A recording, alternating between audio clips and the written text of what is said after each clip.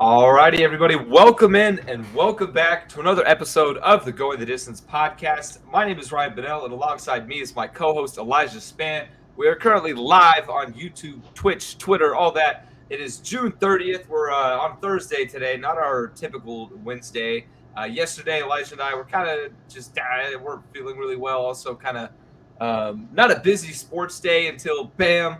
A few bombs went off this morning, and we just kind of had to hop on here and get an episode cranked out. So we've got a ton of action-packed news for you. We got NBA draft reactions, just a little tidbit from last week's draft, as well as NBA free agency madness. Kevin Durant requesting a trade. It's just absolutely crazy right now. And college football might be over as we know it. No teaser. If you've seen the news, you've probably seen that USC and UCLA are leaving the Pac-12. So we're going to get into that, as well as Arch Manning committing to Texas, and rounding things off, of course, with some love it or loathe it. But first, be sure to follow us over on social media over at GTD_sports. Other than TikTok, where we are at GTDsports.com. You can check out our personal accounts. I'm over at Ryan Bennell 8, and Elijah is at Elijah Span 19, as you can see on the screen. Be sure to check out all of our content on our website, gtdsports.com. Ooh, got a hiccup here. And last but not least, definitely use our code GTDS125 for up to 125% deposit bonus return. I don't know what the word is. You get free money when you deposit into BetUS Sportsbook. So use code GTDS125. All right, let's go ahead and get into it. Starting things off, as we always do, with our highlight and low light from this past week. Elijah, what do you got? Dude, I got a lot of good things going for me right now. I might get a new car. I got this new desk that I love because it makes me better at Valorant. Because I can actually put my chair. Yeah, it's a gaming desk. Okay. Yeah, because I can actually put my chair underneath my desk now. I couldn't do that with my old one for reasons. And the whole thing's like a mouse pad, so it's cool. The whole desk. Oh, it's one of those giant ones, or is it like truly built into the desk? It's like a giant one that I put on it, and it's like it's on the desk. Gotcha. So it's cool. It's cool. So basically, you're ready to grind out Valorant until you get to Radiant. I don't think I can get that far. But I have a life, so I mean, like gold would be chill. Yeah, I would be okay with that too. Yeah, so small goals.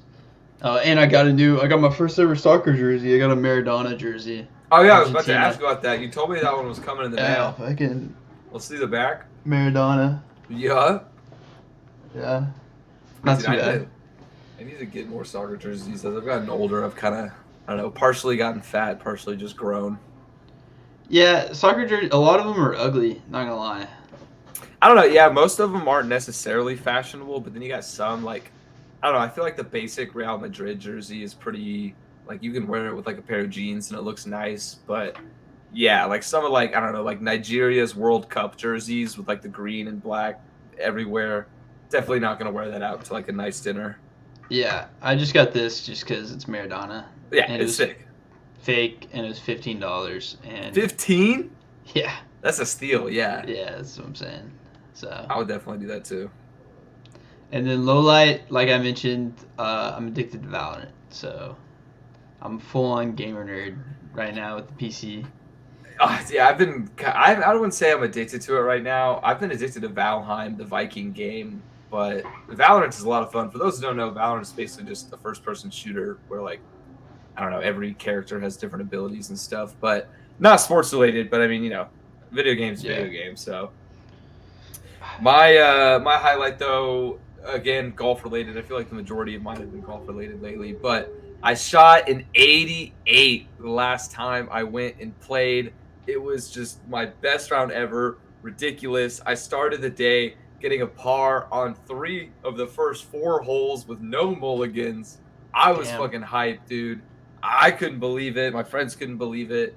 But yeah, best round ever. I did end up taking like 6 mulligans total, but that's still improvement for what I'm used to. So like a 94. Yeah, basically. That's still a really good. Still a really good round. I'll take that all day. And then my low light, which we'll get into in a bit, I fucking hate the NCAA. they are allowing all these shenanigans right now in the world with the conference alignment, with the NILs having absolutely no guidelines or legislation behind it, all the transfer portal nonsense, players leaving willy-nilly. I'm getting real sick of this new college football world that's being created, but we'll get into that in a bit. First, though, let's go back a little bit and touch on the NBA draft reactions because we have a ton of free agent madness to get into. So we won't spend too long on this. Just going to go through kind of our winners and losers from the draft. And I'll go ahead and start us off with my winners. Number one clear winner was the Detroit Pistons. Obviously, getting Jalen Durant in the trade as well. Who did they trade with for that? Number 13, I think they traded with Memphis to end up getting Jalen Durant. But of course, getting Jaden Ivey at number 5, which was, it's hard to be a steal at number 5, but a lot of people think that Ivey might have been a huge steal at number 5, especially considering Keegan Murray got drafted before him, which takes me to my first loser, and that's the Kings, strictly for drafting Keegan Murray at number 4 and no other reason. I think he's top 10 talent, but lower end. And I'll go ahead and hand it off to Elijah before I finish. I was just going to say the Thunder just because the Thunder are doing the Thunder things. They're sticking to their game plan of picking players that will develop, and they're still going to probably have a top 3 pick next year, even with Chet Holmgren and Josh Giddey and Lou Dort and SGA. So they do have a shit ton of draft picks still, though, and they have a pretty young core. Yeah, with I don't SGA know what they're and going to do with them. Dude, they got to go for a star, man. Hey, there's one superstar on the market right now. I don't know. They got a lot of draft picks available to go after him. Something could happen, but no. My other winner was the Rockets. Getting Ty Washington in a trade, and I forget his first name, but Eason from LSU in the first round, as well as, of course, Jabari Smith Jr., who I believe was the number 1 draft pick or should have been the number 1 draft pick. So Rockets have a very good young core right now with all these guys they just picked up, as well as Jalen Green, who they drafted last year. So definitely a good situation for the Rockets, but that's about it for my winners. I have a couple more losers. First up, every quote-unquote experts mock draft that's a loser. It was just dead wrong. Nobody had Jabari Smith going number 3. People rumored Paolo Banchero maybe having some interest at number 1, but nobody thought it was really going to happen until like 30 minutes before the draft, and he shifted from like plus 2,000 to minus 1,000 in the sports books. So all the experts are losers. And also the New York Knicks, because they basically did nothing. And I guess they kind of made up for it by signing Jalen Brunson, but we'll get into that in a bit. They had a pick in the teens. They ended up trading it away. I don't think they're really in the market to be trading a first-round pick right now. And last but not least was the Hornets, strictly because they were in prime position to draft Ochai Agbaji from Kansas, which would have been a perfect pairing for LaMelo Ball. But they ended up trading away their pick, and I think that was a wrong decision. So, Who are your losers? Pretty much everyone, because the NBA draft is a joke, and most of these guys aren't even going to play for the team that they got drafted for in like 2 or 3 years, anyways. So, I think analyzing the NBA draft is kind of a waste of time in a lot of sense. Because it's such a crapshoot. Like NFL, you could do a better job at, because you can say, okay, because the draft is everything in NFL, but NBA it's more free agency. Like that's how you build the team. I mean, yes and no. That's how you get your most of your guys is in free agency. Yeah, but you got to think there's also some like NBA 75 or legendary players that have come out of the second round. So true. Drafting is still important, but I get what you're saying. It is kind of a crapshoot in the sense of like you're really rolling the dice. Even if you're picking like a top 5 guy, you're kind of rolling the dice whether or not he's going to be worth that top 5 pick in the NBA. Just much less or much smaller of a sample size compared to sports like the NFL. So I get your point that, yeah, it is a little bit benign to just kind of talk about every aspect of what these rookies could do when in reality they're probably going to be on the bench for like 90% of the season.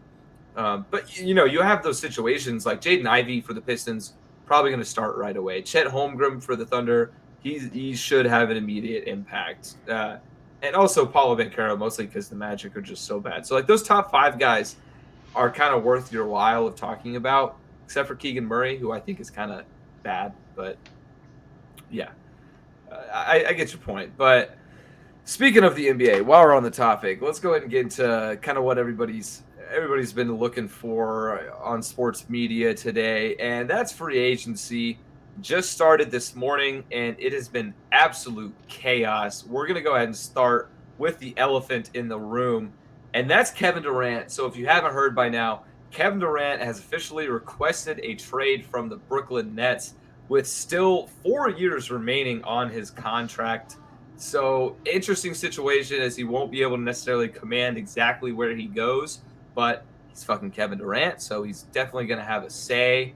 And before we really get into it, I never really thought I'd say this with Kevin Durant making a move or leaving a team, but I think this is the right decision. I think this is kind of good for him to get out of Brooklyn, where Kyrie Irving created a cancerous and toxic environment in the locker room and just did absolutely nothing to help that team win a championship whenever they were promised so much. And, James Harden's already gone. Ben Simmons, all that shit, he's definitely going to be out the window.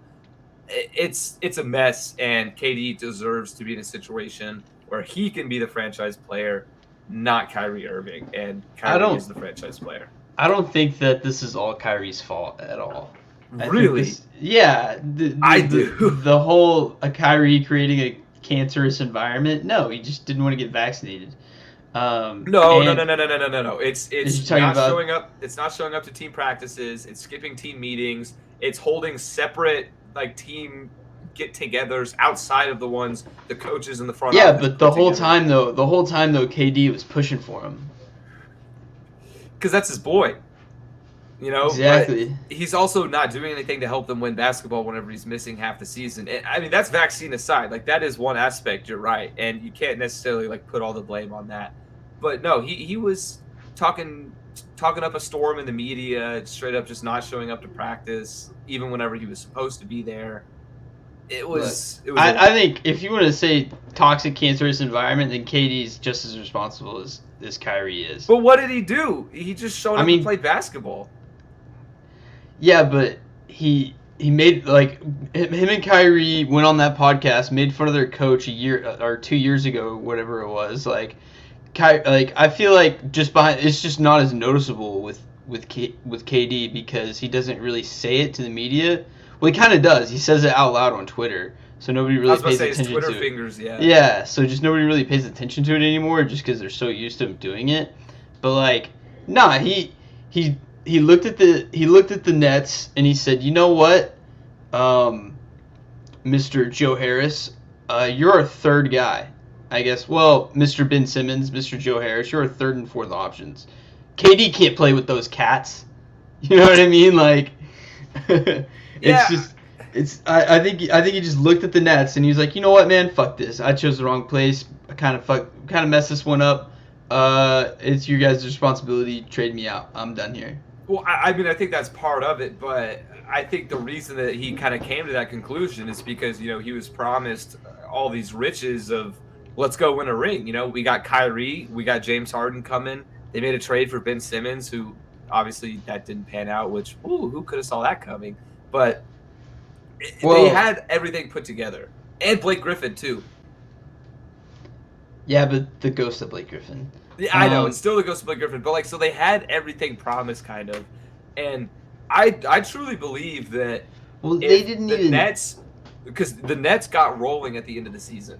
And if the Nets had been playing together all year with Kyrie, with James Harden, with KD, and I know there's minor injuries here and there throughout the season, but they could have been a potential finals team.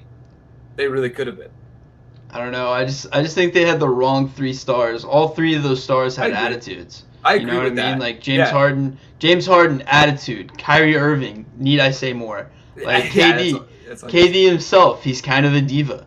So like having all those three guys together, it didn't work out. They also all got dinged up. Like they probably could have won a championship if they were all three healthy they at should a be able playoff to. run a year ago. This year, no. I think it was just this year was just so much. It was kind of a joke.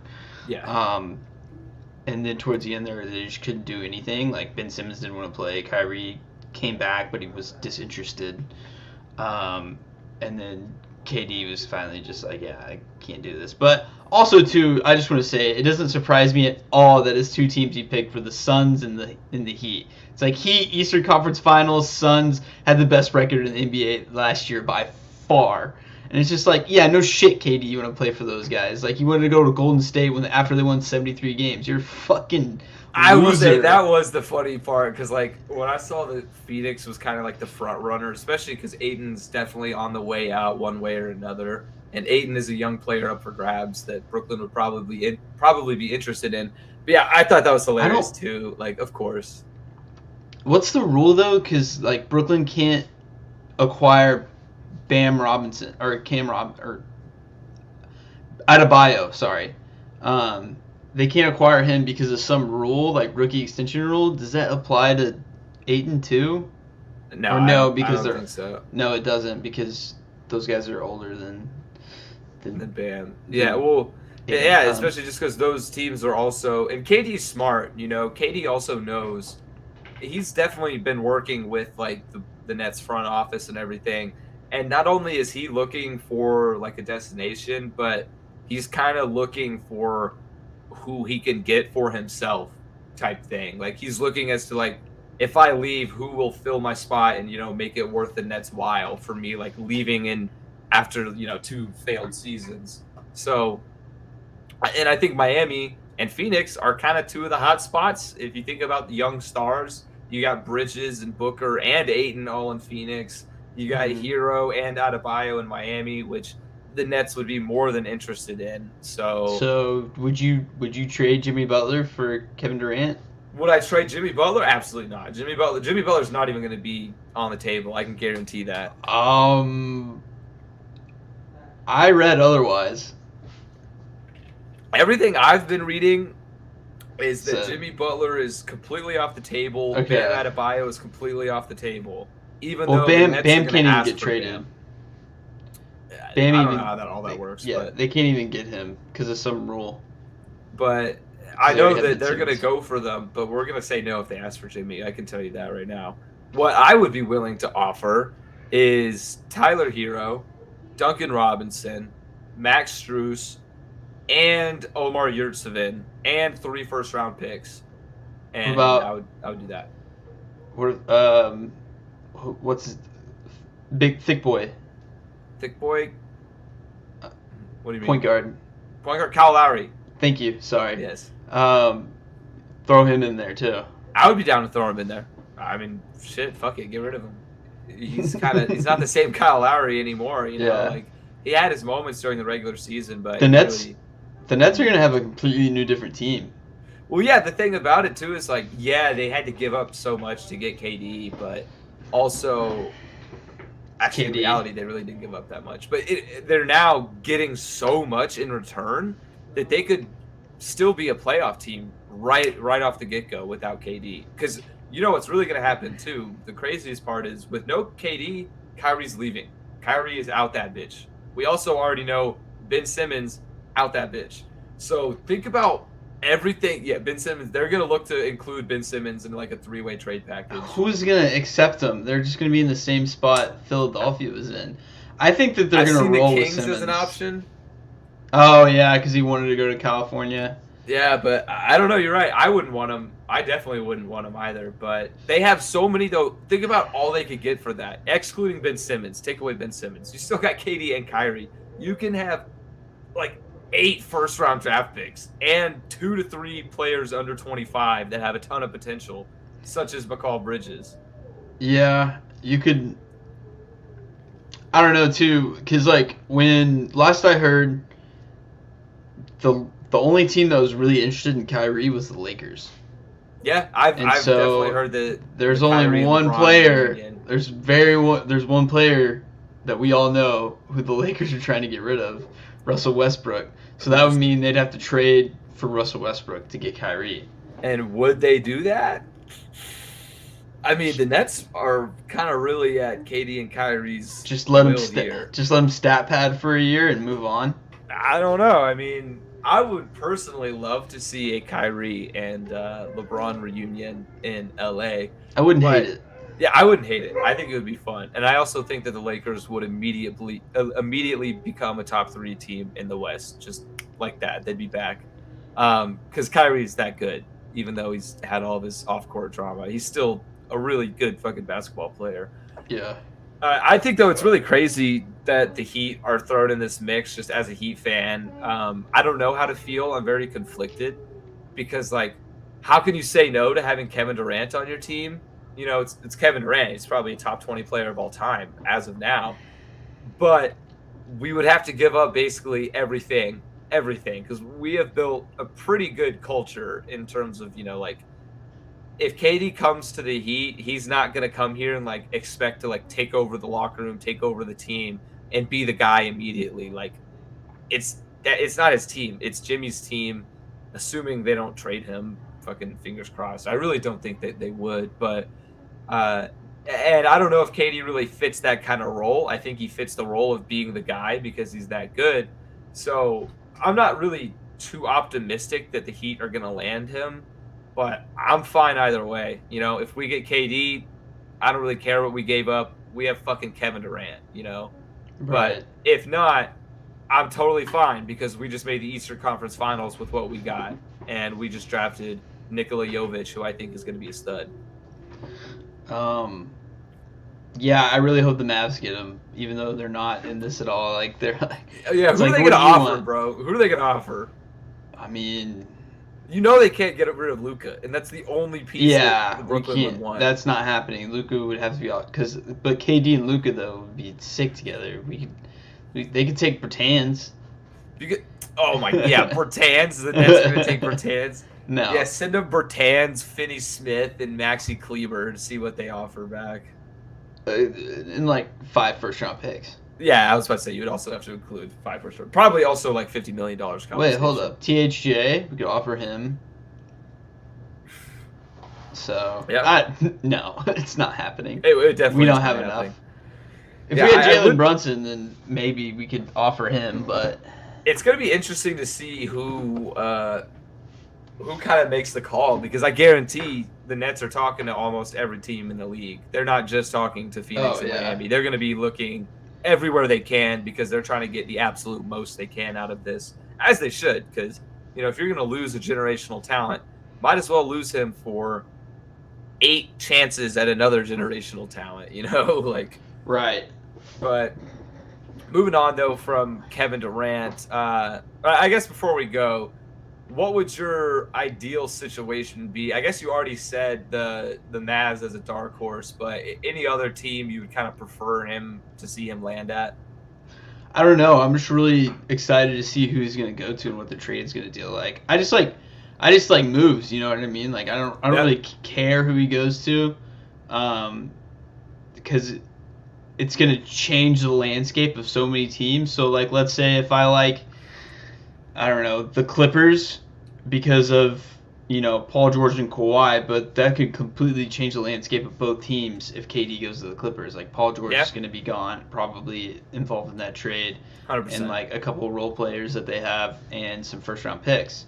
You know what I mean? But KD and Kawhi would definitely be way better than than Paul George and Kawhi.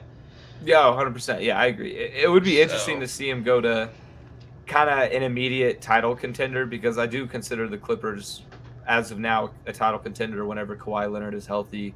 But like I said, it's hard for me to say yes or no for Miami, because it's just, if it ain't broke, don't fix it. And the Heat have a pretty good thing going right now.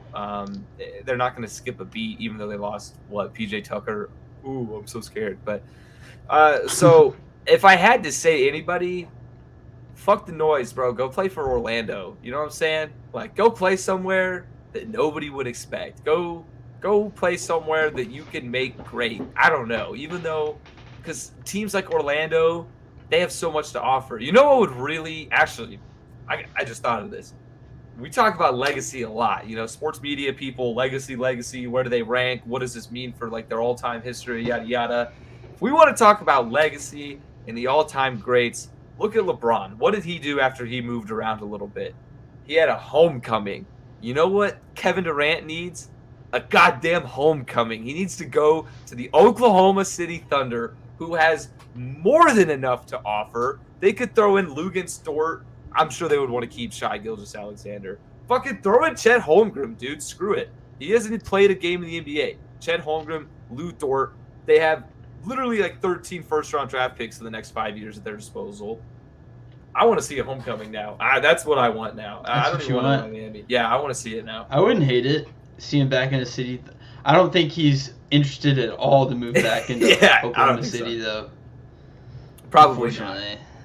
He would be the guy, though. Yeah, of course. He would get his wish from like 10 years ago. That would be awesome, and if he won a championship there, then it would be like awesome. Like KD, you now have a non-fraudulent ring.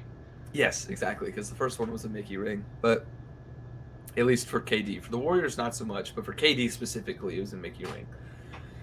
Alrighty, I had to get that out. I'm glad I thought of that now. That's all I'm going to be looking for. I'm going to be rooting for the Thunder move the rest of the week, because I'm sure it's probably going to pop off soon in the next few days. Yeah, they said they're gonna make a move soon, like with it. So probably by next episode we're gonna have a team. Maybe even by the end of this episode, which would be awesome. I was about to say, dude, I might have to just turn on my Adrian Wojnarowski notifications. Actually, let me check real quick and see. Has he tweeted anything absolutely bonkers in like the last 30 minutes? Okay, Jalen Brunson, his deal is confirmed at 4 years, $104 million. Kyle Anderson signing with the Timberwolves. Nick Claxton staying with the Nets. Okay, yeah, nothing really crazy. Yeah, Lou Dort got fucking paid, which we'll get into too. But all right, so other big free agents, acquisitions. One big one that kind of went under the radar just because of all this madness with KD was DeJounte Murray from San Antonio, who got traded to the Atlanta Hawks. So San Antonio, in exchange for Murray, received Danilo Gallinari, 3 first-round picks, and a future pick swap, which, in my opinion, is a steal for the Hawks to get DeJounte Murray, who I think Murray is very underrated. He was very well deserving of an all-star appearance last year, kind of carried the Spurs into a chance at the play-in, even though they didn't really have much going for him. So I personally think, you get Trae Young, you get DeJounte Murray, and you get Clint Capella. That's a pretty solid team right there, just based off those 3. So especially if the Hawks can maintain Capella, but I think this was a huge pickup for Atlanta. What about you? Yeah, no, DeJounte Murray's very good at basketball. Indeed, yes. I actually went to a Spurs game last year, and I was like, dude, where's this guy hiding?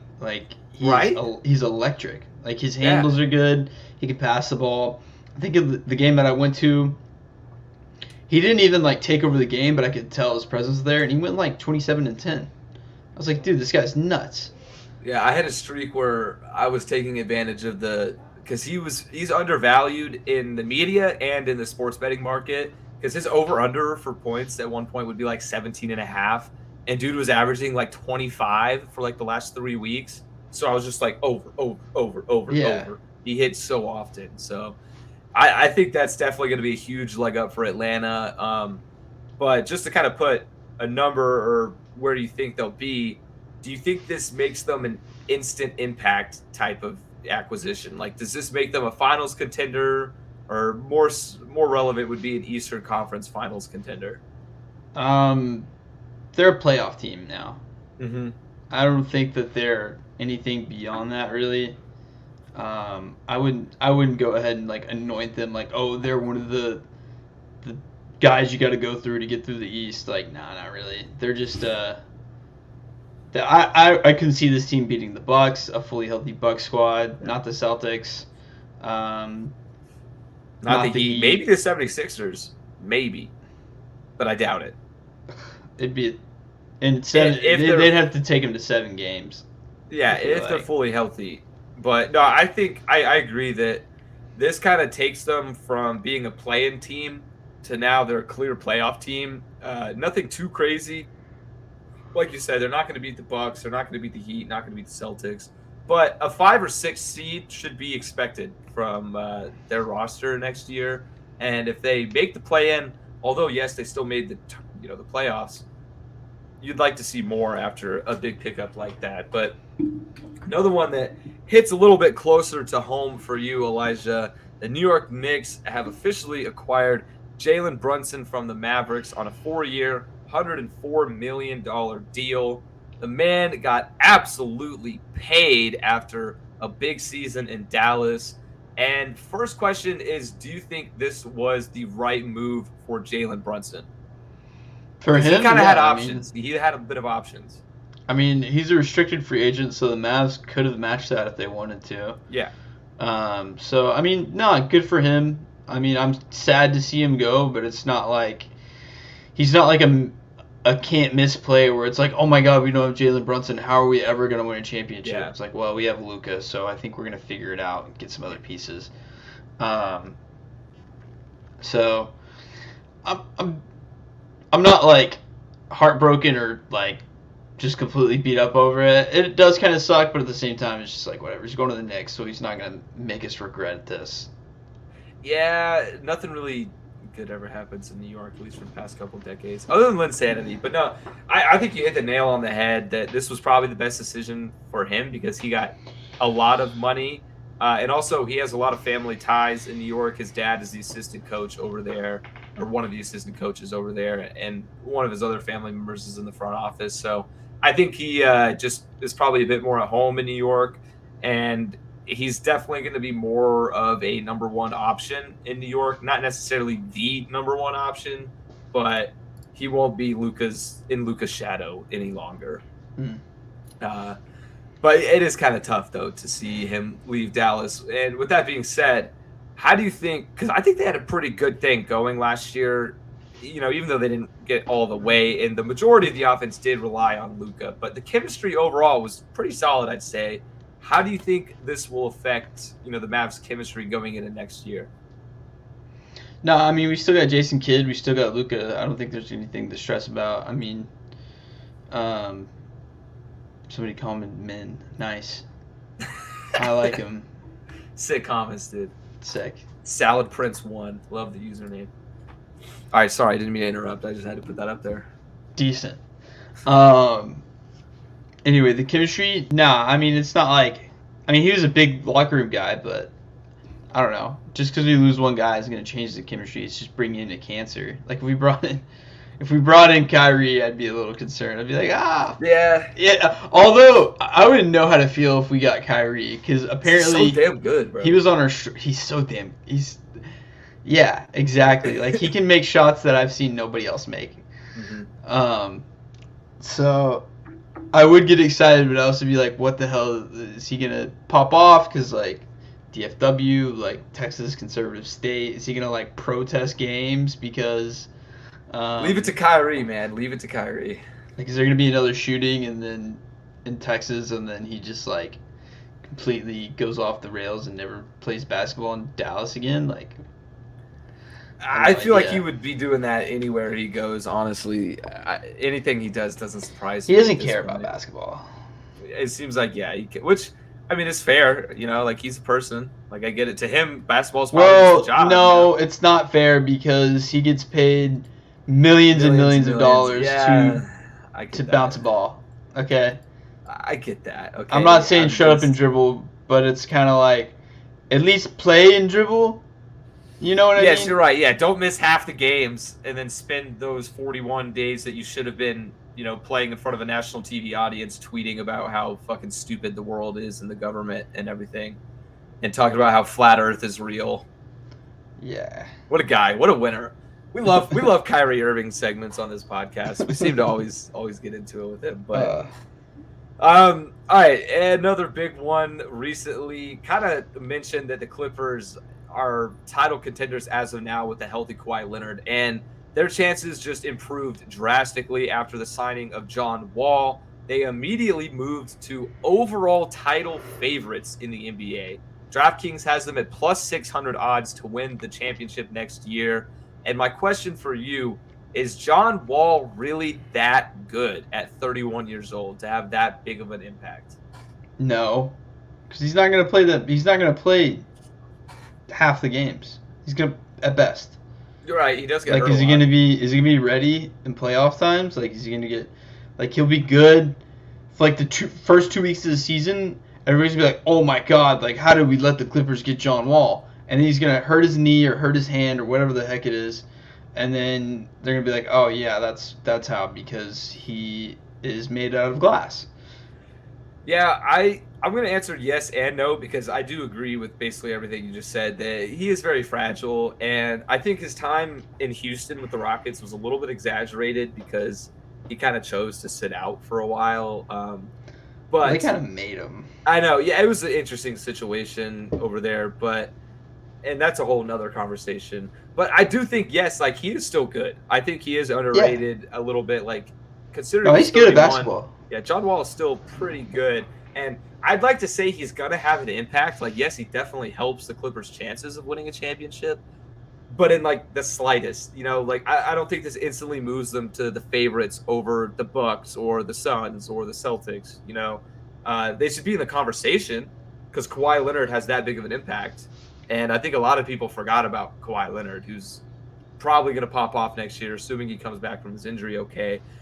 But yeah, this was definitely a good move by LA. They can't go wrong by picking him up. If he gets hurt, they still have a few guys they can fill in. What was the deal for too again? It wasn't that expensive, was it? I don't think the official money amount was announced yet, but I think I heard 6 mil. Okay, yeah, that makes sense. But he's getting paid from Houston, so it's not like he needs the money. I think the buyout's gonna be like $40 million, so he's already getting $40 million not to play for Houston this year. Yeah, it's a weird situation. But alrighty, moving on. Another, I guess, kind of bigger player, James Harden. He opted out of his $47.4 million player option with the 76ers. Although this isn't major news because he's probably going to stay with Philadelphia. The only thing, though, is this allows the team financial flexibility during free agency.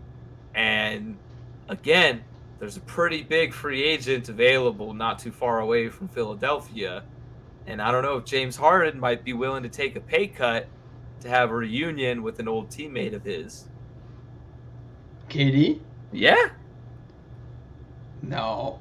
I don't know, man. KD's not going to Philly. I'm just throwing it all out there, man. We don't know what's going to happen. No. Well, they used some of that cap space to sign PJ Tucker. Nice. That is true. They just spent like $34 million on him, which PJ Tucker got paid a lot. Yeah, I was expecting that. I was like, dude, that guy's old. But I mean, if he's playing, fuck it, I guess. No, they might go after who's gonna sign Zach LaVine? See, that's another one where it's just kind of you're gonna have those Adrian Wojnarowski notifications at the ready because that could be another one that happens at any time. I have no idea. Actually, if I was the Mavericks, I would be heavily targeting Zach LaVine right now. Really? That would, dude. Think about it. Zach LaVine, Luka Doncic, Christian Wood. Yeah, I'd be down for it because Luka's our primary ball handler, and Zach LaVine can just do what he does best and just be instant O. Exactly. Yeah, I think it would be a pretty good fit. Oh, I like that. Yeah, I don't know if it's very possible. possible. Can we afford him? I don't even know what our cap space is. Yeah, I don't know if you guys would be able to pay him enough, or I don't know if you guys would have enough to, I don't know. Is he unrestricted? I believe so. Okay. Yeah. Well, I guess in that case, it really is if you just have enough cap space to make it work. I think he wants like Bradley Beal deal. Speaking of Bradley Beal, that man just made bags today. And he deserves it, honestly. If he's going to stay in Washington with the Wizards, that man deserves an absolute max contract. And he just signed a $251 million super ultra mega deal to stay in Washington. And we had our notes ready a few hours before we started the show. And I had wrote, whatever, you know the word, that the Wizards were going to need to be aggressive with the offer because he was looking for big money. Otherwise, he was going to go somewhere else because he kind of knows he's worth it. He's been so consistent with them for so long, and he really has like no postseason success to show for it because the Wizards are the Wizards, you know? So good for him for getting paid, but also I personally would have liked to see him leave and go play somewhere else because I think Beal would have been like the perfect number 2 at another team. Oh, 100%. Yeah. I don't think he's necessarily a number 1. At Washington, maybe, yeah, because they're Washington and not very good, but he would thrive in like a Jalen Brown-esque role. Not necessarily like style-wise, but in the sense of he could be to somebody else as Jalen Brown is to Jason Tatum. Mm-hmm. And that would work out pretty well, I think. So, and last but not least of kind of the big names, we already talked about it a little bit, but Russell Westbrook, he exercises his $47 million player option with the Lakers because, of course, why not? You know, Lakers are a little bit in a sticky situation, but there's no way Westbrook was going to say no to a guaranteed $47 million, especially after the season he had last year. So, yeah. I think that's really all the major NBA free agent hits that have happened. Like we said, minor stuff, but yeah, there's going to be all the major stuff to come in the next, I don't know, week, next couple days probably. But NBA moves pretty fast, so it does. Yeah, it's going to be bonkers. I had like NBA Today on my TV for like 4 hours, so it's probably going to stay on my TV for the next couple of days. But yeah, it's kind of crazy that they do this like right after the season ends too, because I love it. It's crazy. It's hectic. It gives you something. It's kind of cool. It gives you something to watch because it's also like right after the draft too. So it's just bang, bang, bang. NBA, NBA.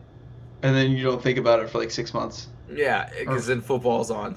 Yeah, because that's what football. I like how NFL does it because it's over. You get like a month to like chill out during the Super Bowl, like after the Super Bowl ends, and then free agency, you get some cool stuff, and then you just get ready for the draft hype, then it's the draft, and it's like, well, I'm bored, and then training camp starts in the end of July. Then there's all the rumors of training camp. It's like, it's like, oh, we've made it. We made it. We got to the finish line, boys. Football season's back. Like, there is nothing like, though, like the feeling, especially with me for college football, because I've always been a college football guy. You know, like watching week 1, week like 0, regular season, week 0, watching the first games and being like, we're fucking here. We're like back, we got baby. Just so many Saturdays of football in front of us. You're betting on Nebraska games. Yes, and then the worst feeling is like you get to the conference championship week and you're like, shit, like how did that go by so fast? Every single season. I know. You can watch all the games that are available and you'll still feel like you took it for granted. Exactly, yeah. I could spend all day every Saturday watching football and be like, damn, I should have watched more or something. Like, it's always one of those things. I didn't watch enough Tuesday, Wednesday night action this year. Right? Yeah, the Maction or the random group of 5 conference games on like a Thursday.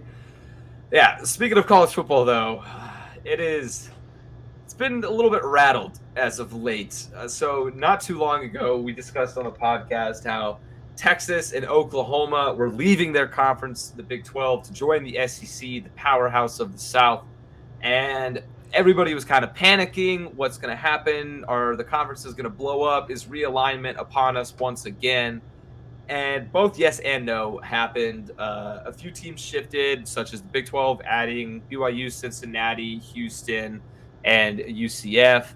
But also, nothing major really came to be until now. USC and UCLA are officially leaving the Pac-12, and their bid to join the Big Ten has been accepted, and they will be leaving the conference as of 2024. So that means next season, is, I believe, next season, maybe the next 2 seasons until they're out of the Pac-12. But this is absolutely nuts. Even though USC and UCLA haven't been very good at football the past few years, they are the powerhouses of the West. They are the UT and OU of that conference, and they're gone. They're basically leaving the Pac-12. They're kind of in the same situation as the Big 12 was whenever there was only 8 teams, without UT and OU. So everybody's kind of scrambling again. What's happening? Is somebody moving conference? Is realignment upon us? Is the SEC going to take over in some sort of fucking alien rocket ship mega overlord that they can only play football there and everybody else plays for Constellation? I don't know, man. I'm sick of it, but let's get into it. What do you think of it? Yeah, I hate it. I hate it so much because, one, let me just get it. USC and UCLA do not play a brand of Big Ten football. Big Ten football is exactly. It makes no sense. Yeah, because it's adherent to the Midwest, because the Midwest has a lot of fat people. Okay. Ground and pound. And so big linemen. Big linemen, big D linemen. That's how it works. And they pound the rock that's Big Ten football, and that's why it's in the Midwest, because of the regional differences. Yes. And so because of that, USC and UCLA cannot form to that brand of football. They just don't have the regional capability to make that happen. So that doesn't make any sense, and I don't like that, because we're taking away the parts that's coolest about college football, because you can watch the Big Ten and have that style. You can watch the Big 12 and have all the air raid offenses, nothing but speed. You can watch the SEC and just watch pure dominance from the defensive side and the offensive side of the ball now, because apparently they have both. They're getting a little bit more modernized with the offensive game. And the Pac-12, so you can put it on to go to sleep. Yeah, so exactly. Everyone had is their almost thing. like one of the most unique brands of football as well. Like, they run a lot of trick plays.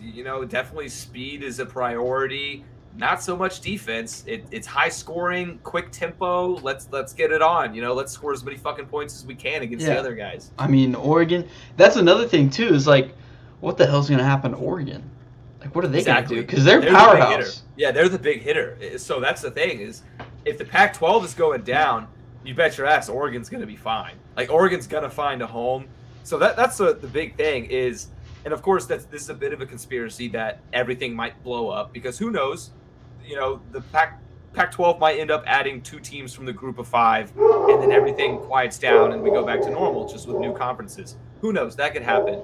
But if everything does blow up and we truly get like completely new conferences, because the Big 12 could blow up now, even though they just added these 4 new teams, TCU, Oklahoma State, we could very much well, and I think it might be a good decision to say, fuck you guys, we're going to the Pac-12. Like, deuces, why wouldn't we?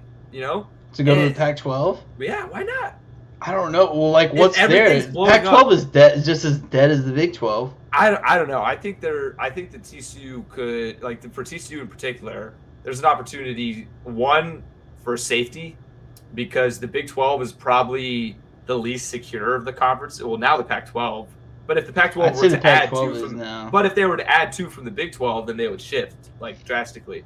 So, but my point, though, is with this whole thing is, like, if everything does blow up and everybody goes to a different conference around the country, almost like 2011, but to the max, then teams like Ohio State, Clemson, Bama, etc., they will be fine regardless. They will get into one of those premier new conferences if that's what happens. But then schools like Cincinnati, TCU, our school, Vanderbilt, I don't know, even Oregon State, schools like that, very vulnerable to get left out. Yeah, I mean, Utah too. Utah would be another school to throw in there. So this is just completely throwing off the whole landscape, and I just really don't like where it's heading. I hate it. And also, we've discussed in recent months kind of just how college football has been changing with the NIL era and, the transfer portal rules getting a bit more laxed, and it's a completely different game. Like, it's almost heading more towards like the NFL, where these players can dictate, oh, well, I'm not playing enough. I'm just going to go sign $1 million NIL contract in the SEC if you guys don't start me. Like, deuces. Like, the players have so much more control now. And it's almost like the NCAA went from being this absurdly strict governing body that wouldn't even allow a kid from Nebraska to transfer home, like to be closer with his dying grandma. Like they don't let him play for a season, to where now they're just like, oh, you want to transfer? Sure. Oh, you signed an NIL deal? Sure. Oh, you guys want to leave the fucking Pac-12 for the Big Ten, even though it makes absolutely no sense and it's going to completely uneven the numbers of teams and conferences? Sure, fuck it. Like, I don't understand what they're doing. Like, what is the end goal with all of this? You know, if you allow USC and UCLA to go to the Big Ten, what is next? You know, I don't know. I think it's going to be the end of the NCAA as we know it. That's what I'm starting to think, because it's been talked about too that this whole idea of a super conference or two super conferences has been starting to float around more and more. And then Dabo even said it. He was like, dude, because like all these coaches are pissed off at the NIL. They do not like it. Yeah, most of them, especially the older coaches. Yeah, and so Dabo especially, and he was talking about that schools should just ditch the NCAA entirely and form their own league with all the major football conferences. And like, I would be down for that, but it's just like, who's going to get left out? Who's going to get brought in? Like, are we going to, like, is TCU going to get left out of that? Are we in? Like, what's the cutoff? We're on the fringe. We're definitely fringe guys. And that's what makes me, because we can't be like OU and be like, oh, we're fine. You know what exactly. I mean? Like, OU, Texas, they're 100% going to be in there. Yeah. Yeah. That would be interesting. I did see something on Twitter earlier whenever like the news broke this morning. Somebody made a joke. It was like, hey guys, here's a crazy idea. Let's just keep adding a bunch of teams to one conference and then maybe call it something like, I don't know, like the Northern Football Conference, like with like 32, like 16 to 20 teams, right? And then I don't know, maybe let's take some of the other powerhouse teams and stick them down south with the rest of the SEC schools. Maybe call it like the Athletic Football Conference. And then at the end of the year, we have the NFC champion play the AFC champion in a championship game to decide the winner. Crazy idea. And I'm like, that's basically what we're coming to. You know, like college football is slowly turning into the NFL.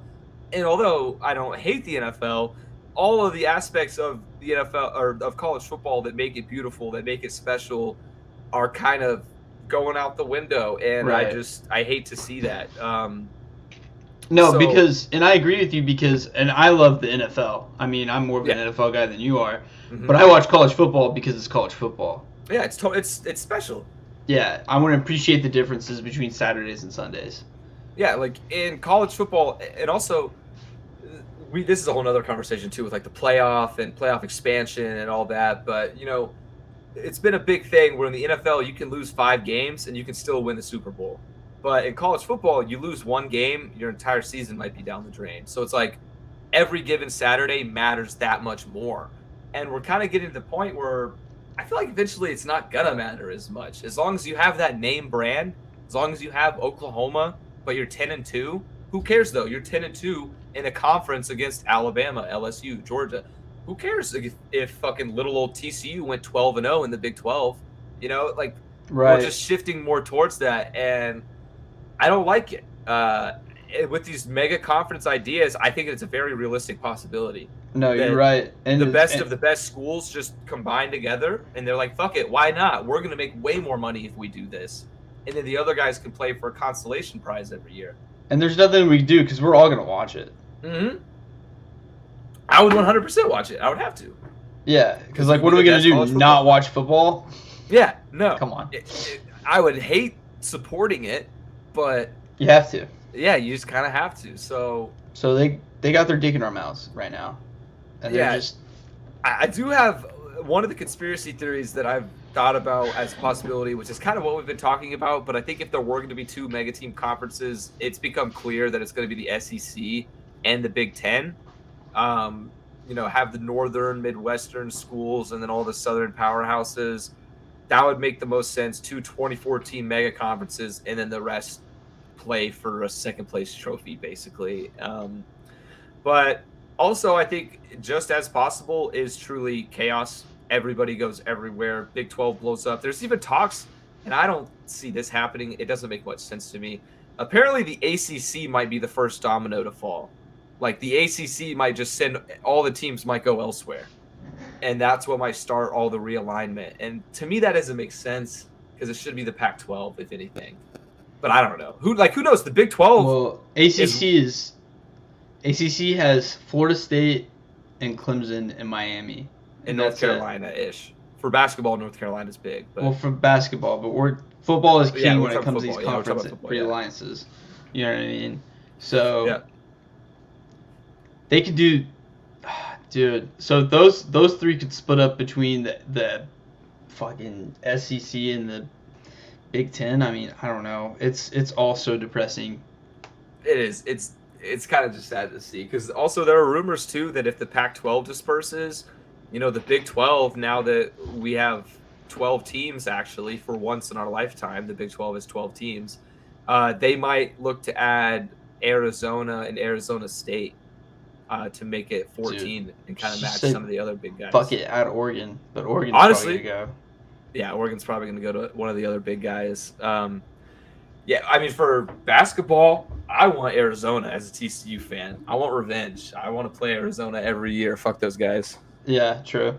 But it's really hard to put a pin on it. But if you kind of had to name something, what would your ideal scenario to come of all this? Because at this point, it's almost certain that shit is about to hit the fan.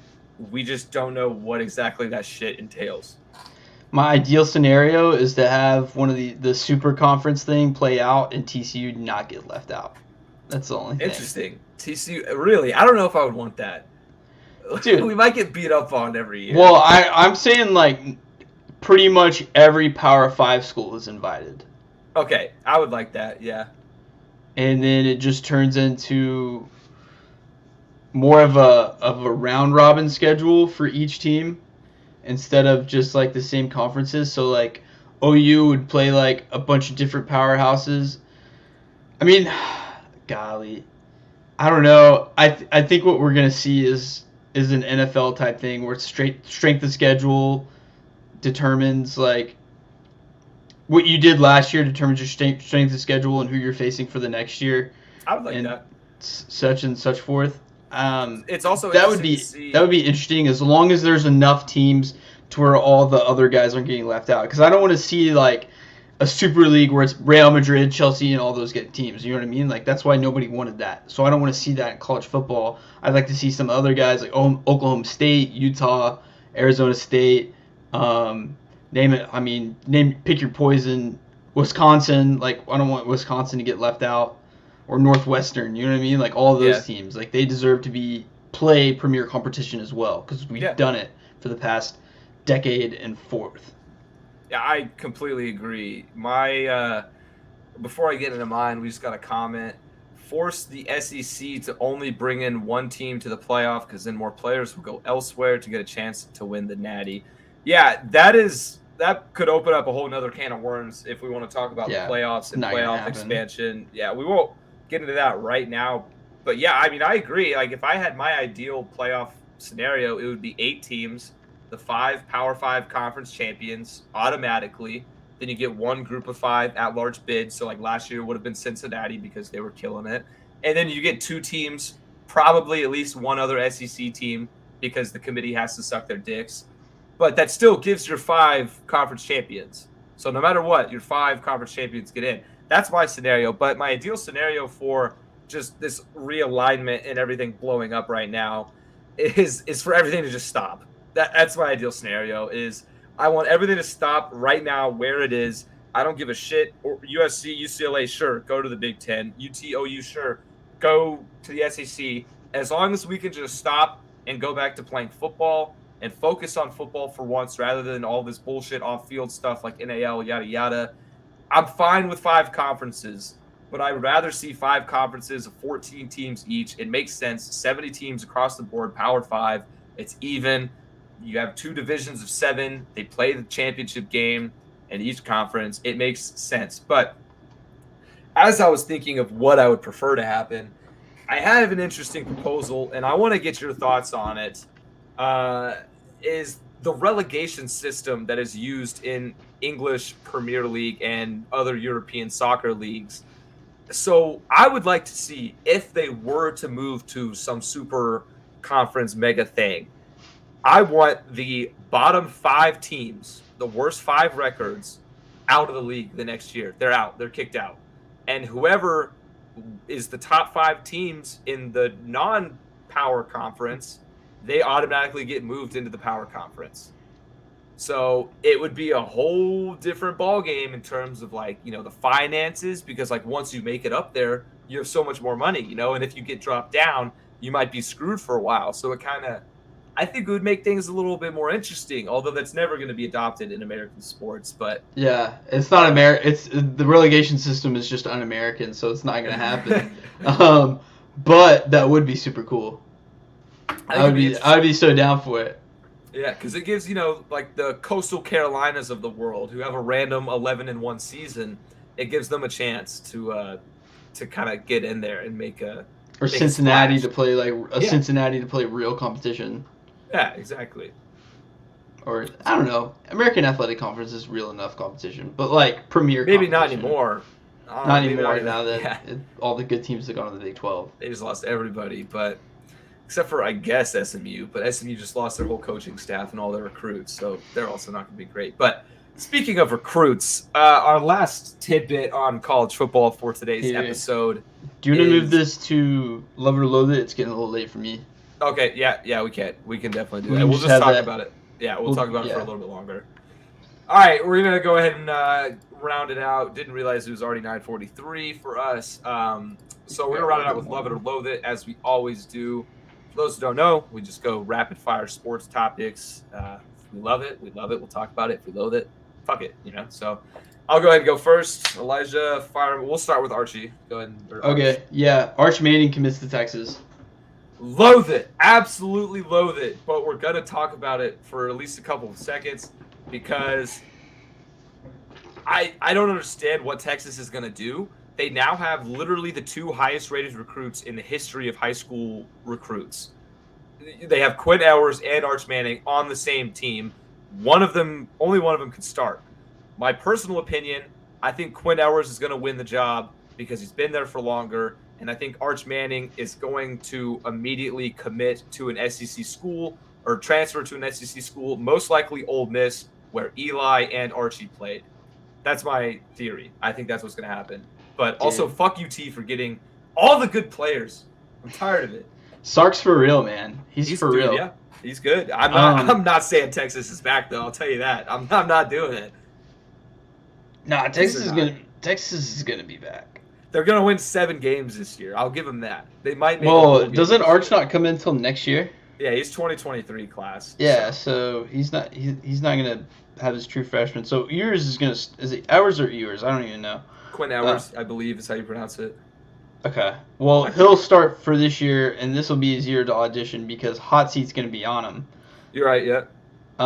And I don't see as the Manning family as the type to transfer. You're right, but it's a totally different world we live in. Totally different world, but I see the Manning family as sticking it out. Because, I mean, Peyton stuck it out with, I mean, obviously, well, transfers weren't a thing when they were both in college, but for their NFL careers, Eli Manning played his whole career with New York. If Peyton Manning didn't have his neck injury, he would have played his whole career with Indianapolis. So Texas not back till we have a good team around Arch. Yeah, probably. But I would say so. You're in the right direction, honestly. Sark is gonna make this team. He's the guy. Coach. If he can't do it, then I don't think anyone can. Yeah, he's a good coach. I'll give him that. As long as his off-field issues don't persist, which they haven't in a while. Yeah.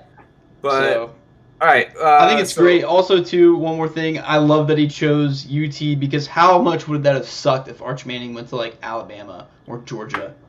I really wanted him to go to Ole Miss. Ole Miss I would have been okay with.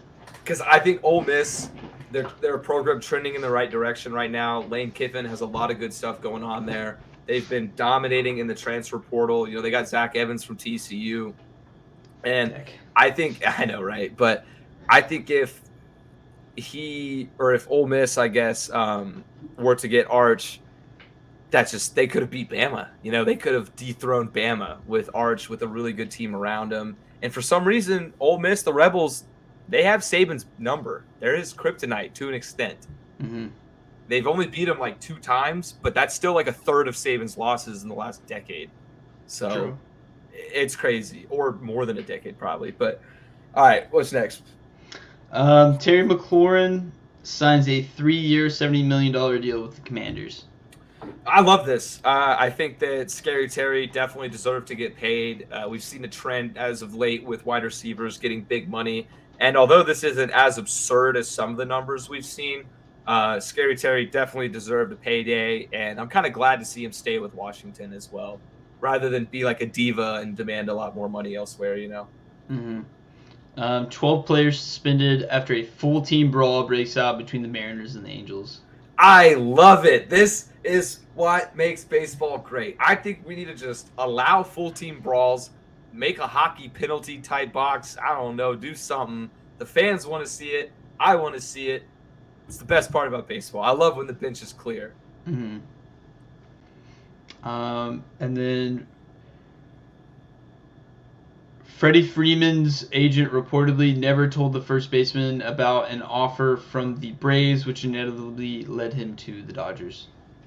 Absolutely loathe it, but I'm gonna say just one quick thing on it because this makes my skin crawl. Although I'm not an athlete, you know, like I've of course never experienced being in the MLB and having contract talks and working with an agent, but oh my God, man, like he was the king of Atlanta. He was so loved by that city, by that fan base, and he loved that team, loved the organization and everything he had done there. And the fact that he didn't even have an option, but he did have an option, just didn't know about it, is crazy to me because he would 100%, in my mind, have signed with the Braves for less money than he would have gotten from LA regardless. So his agent was fired, but yeah, loathe that. That's some scummy shit. Yeah. He was definitely, when the Dodgers went to Atlanta, he was very emotional. Yeah, and then exactly. That's when kind of things started happening. And I think he definitely regrets going to the Dodgers now, which is weird because, like, for that locker room. Because now they're like, if you're in that locker room, I'd be like, so you don't want to be here right now? Did you see Clayton Kershaw's comments? No. They were a little backhanded. He said, I forget word for word, but he said something like, you know, I'm sure they have a great environment over at that ball club, but a lot of other ball clubs have great environments too. I think maybe if he gave it a chance, he would have fun in here or something like that. Oh, and it was okay. kind of like, it wasn't bad, but like some people took it as like Clayton basically telling Freddie to like shut up and play, you know. But nah, I don't think it's that serious. Yeah. But okay, is it my turn? Yes, sir. We got Ole Miss wins the 2022 College World Series. Yeah. Actually, you could take this one over because you're the college baseball guy now. Yeah, I did watch the majority of the tournament, so I'm going to go ahead and love it because Ole Miss was one of the last teams to get into the tournament. They started out something like 18-15, finished the year on like a ridiculous 18-3 run or something like that. They got hot at the right time. They're a traditional baseball program, so nice to see them win over Oklahoma. Not that I don't root for the Big 12 as a TCU fan. I just don't really like when Oklahoma succeeds at things, but all right. And they already had softball, you know, they can't win softball and baseball. That'd be fucked up. But all righty, we're going on to you now. The Deshaun Watson hearing is over. Yeah, so Deshaun Watson had his like 3-day hearing where all the details of the case were heard for the NFL. A lot of funny tidbits came out of that where it's like Deshaun Watson might be suspended for the year, and it's like, or indefinitely, and then Deshaun Watson team counters an indefinite suspension with the idea of having a 0-game suspension. And it's like, and then they floated out a 6 to 8 game suspension, which is way too light. And then everyone, of course, hated that. And then they're like, yeah, that 6 to 8 game suspension thing is fake, so don't pay attention to that. So the hearing will be handed down probably mid-July is when the ruling will come out, and it's more than likely going to be for a year, I would say. This situation's a mess. It's just, I don't even know what to say anymore. I'm kind of at a loss for words with it all. Just whatever, I guess, you know. Yeah, wild. One of those things. Wild, yeah, just one of those things. Browns fans in shambles. As always, dude.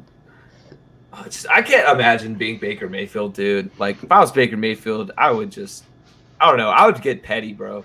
I'd be a diva on social media. I don't care what it takes. I would not respond well to the way that the Browns have treated Baker Mayfield after he got them their first playoff win in like what 30-something years. Yeah, this is coming from a huge Baker. I was about hater. to say, yeah, like this is coming from me, and I hate Baker Mayfield, and like he deserves way better. He was not that bad.